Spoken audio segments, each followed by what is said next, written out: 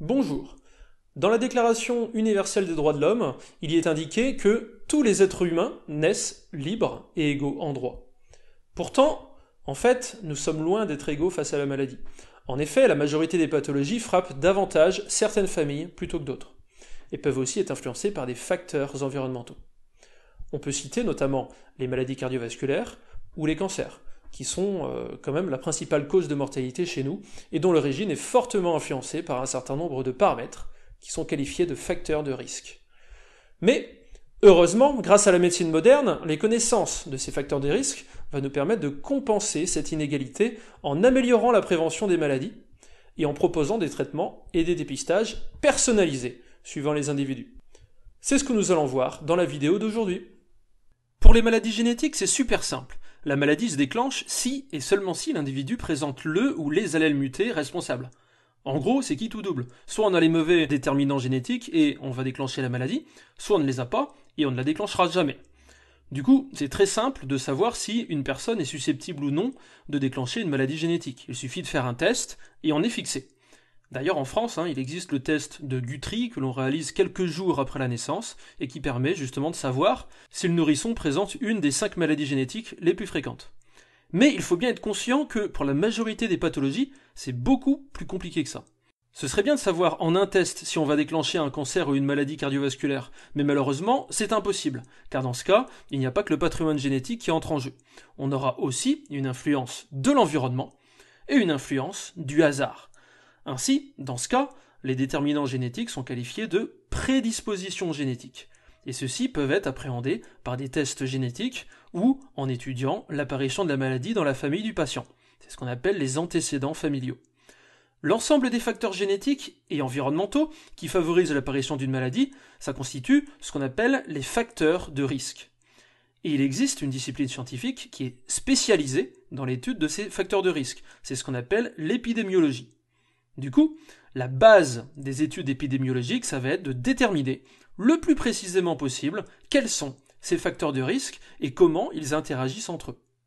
Mais attention, même en connaissant tous les facteurs de risque, on ne peut pas savoir avec certitude si une personne va déclencher telle ou telle maladie, pour la simple raison qu'il y a aussi une influence du hasard. Ainsi, on ne pourra qu'estimer des probabilités pour le déclenchement de ces maladies.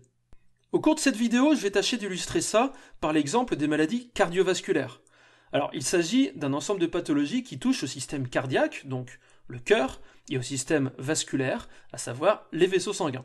Ces maladies constituent quand même la seconde cause de mortalité chez nous, puisqu'elles causent en France chaque année environ 150 000 morts.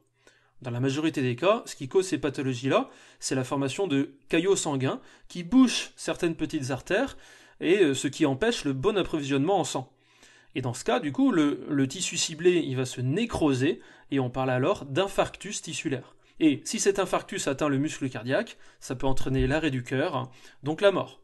Et si le caillot se forme au contraire dans le cerveau, là on va parler d'accident vasculaire cérébral, et c'est très embêtant aussi. Ces maladies cardiovasculaires peuvent être influencées directement par certains facteurs de l'environnement, comme par exemple la consommation d'alcool et de tabac. Mais l'environnement peut aussi jouer sur des pathologies annexes, qui elles-mêmes favorisent l'apparition des maladies cardiovasculaires. Par exemple, une alimentation trop calorique, associée à un mode de vie sédentaire, donc c'est-à-dire à l'absence d'activité physique, ça peut être responsable d'un surpoids ou d'une obésité, et ça va favoriser l'apparition de problèmes cardiovasculaires. De même, la consommation excessive de sucre peut déclencher un diabète. Une consommation excessive de sel peut favoriser la tension, et la surconsommation de graisses animales peut provoquer de l'hypercholestérolémie. Après, on a aussi l'influence de la génétique, qui peut jouer directement sur le déclenchement des maladies cardiovasculaires, via la présence d'anomalies structurelles. Par exemple, on peut avoir des soucis au niveau des valvules du cœur. C'est ce qu'on appelle un souffle au cœur. Ou bien on peut avoir un rétrécissement de certaines artères coronaires, donc ce sont en fait les artères qui approvisionnent le muscle cardiaque, et donc qui peut entraîner une facilitation à ces artères à se boucher. De plus, le patrimoine génétique peut influencer l'apparition des maladies cardiovasculaires de manière indirecte, en déterminant les pathologies intermédiaires. Donc on sait notamment qu'il y a une influence importante de la génétique sur l'obésité, le diabète, la tension ou encore l'hypercholestérolémie. Et enfin, on a aussi bien sûr le hasard qui va jouer dans le déclenchement de la maladie. Ainsi, via cet exemple, on voit bien la complexité extrême des interactions entre les différents facteurs de risque qui sont responsables de la maladie. Du coup, dans un tel bazar, comment les scientifiques arrivent à déterminer précisément les facteurs de risque? Eh bien, c'est ce que nous allons essayer de voir maintenant. Et pour déterminer un facteur de risque, il faut être très prudent, car c'est très facile de se faire avoir par certains biais de raisonnement. Par exemple, prenons le cas d'une personne qui se fait vacciner. Imaginons que quelques jours après le vaccin, cette personne développe des caillots dans ses veines, ce qu'on appelle une thrombose, qui va entraîner ensuite un infarctus. Naturellement, la personne en question, si elle survit, fera le lien entre l'infarctus et le vaccin. Elle pensera que c'est le vaccin qui a déclenché l'infarctus. Mais ce raisonnement est faux, car je vous rappelle que le déclenchement de ce genre de maladie dépend de multiples facteurs, dont le hasard.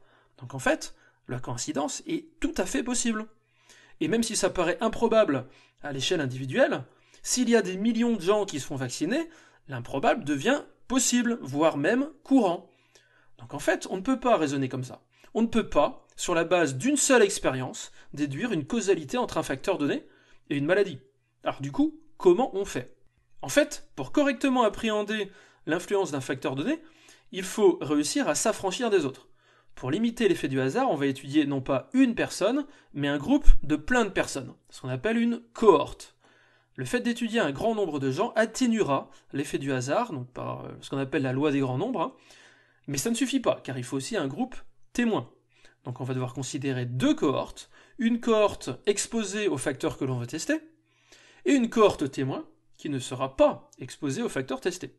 Si on reprend l'exemple du vaccin, on aura donc une cohorte de gens vaccinés et une cohorte de gens non vaccinés. Et ensuite on attend. Et un certain laps de temps après, on va compter, on va comparer le nombre d'accidents cardiovasculaires dans les deux groupes. Et là, de deux choses l'une, ou bien il y a autant d'accidents dans les deux cohortes, dans ce cas on dit qu'il n'y a pas de corrélation, et donc a priori là, le lien entre le vaccin et les accidents vasculaires, il peut être écarté. Ou bien il y a plus de troubles dans la cohorte exposée que dans la cohorte non exposée. Dans ce cas, on dit qu'il y a une corrélation entre les deux facteurs, ce qui pourrait éventuellement impliquer une causalité entre la vaccination et les accidents cardiovasculaires. Mais attention, car même dans ce cas-là, il faut être très très prudent.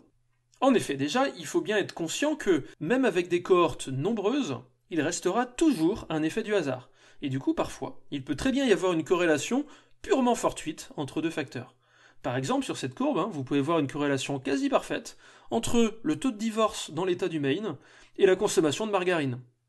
Évidemment, il n'y a pas de causalité entre les deux, mais il se trouve que, par hasard, ces deux facteurs ont varié de la même manière. Évidemment, comme je l'ai suggéré tout à l'heure, pour éviter l'effet du hasard, il faut éviter les petites cohortes. Par exemple, une étude épidémiologique qui se repose sur des cohortes de quelques dizaines de patients à peine, ne pourra pas être fiable. Alors que si vos cohortes font des dizaines de milliers d'individus, là, grâce à la loi des grands nombres, l'effet du hasard sera plus faible, donc l'étude plus fiable. Mais même avec des cohortes gigantesques, une corrélation ne signifie pas forcément causalité quand même, car il peut aussi y avoir la présence de ce qu'on appelle les facteurs confondants. En effet, une corrélation entre deux facteurs A et B, ça signifie pas forcément que A entraîne B. Il peut aussi y avoir l'inverse, à savoir que B entraîne A, ou il peut aussi y avoir un troisième facteur, C, qui met le bazar en déterminant à la fois A et B. Dans ce cas, le facteur C est appelé facteur confondant. Alors si je reprends mon exemple de tout à l'heure pour bien comprendre, si on observe une corrélation entre le facteur vaccination et le facteur accident vasculaire, ça peut juste vouloir dire que la cohorte des vaccinés présentait plus de personnes âgées et plus de comorbidités que la cohorte des non-vaccinés.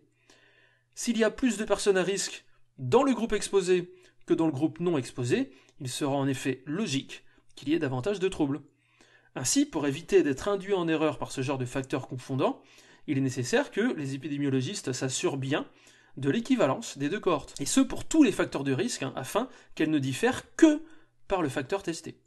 Malgré toutes ces difficultés, les épidémiologistes ont réussi à identifier plein de facteurs de risque pour les maladies cardiovasculaires, et surtout à quantifier leur influence sur la maladie. Alors, c'est très bien, mais concrètement, à quoi ça sert? Déjà, ça paraît évident, mais je le dis quand même, si on connaît les facteurs de risque environnementaux, eh bien on peut faire en sorte de les éviter. Par exemple, ça doit nous permettre de nous donner la motivation pour faire plus de sport, pour manger plus sain, ou encore pour limiter notre exposition aux fumées de cigarettes ou à l'alcool. Mais ce n'est pas le seul intérêt. En effet, grâce à ces recherches, chaque individu peut être en mesure d'évaluer ses propres facteurs de risque. On peut par exemple faire des examens réguliers pour identifier certains problèmes structurels, comme les sous-floqueurs par exemple, ou bien suivre son indice de masse corporelle, son taux de cholestérol, sa glycémie ou encore sa tension. On peut aussi connaître son risque héréditaire, ou bien en faisant des analyses génétiques, ou bien en identifiant les antécédents familiaux. Et connaître ainsi ces facteurs de risque va permettre ensuite un suivi personnalisé des patients. Dans le cadre de la prévention des maladies cardiovasculaires, chez les personnes qui présentent un risque fort, par exemple, je sais pas, des personnes obèses ou diabétiques, ou bien qui présentent de nombreux antécédents familiaux, eh bien, chez ces gens-là, on va pouvoir multiplier les examens de contrôle pour vérifier que tout va bien, et pour voir la maladie arriver avant que ça ne soit vraiment problématique.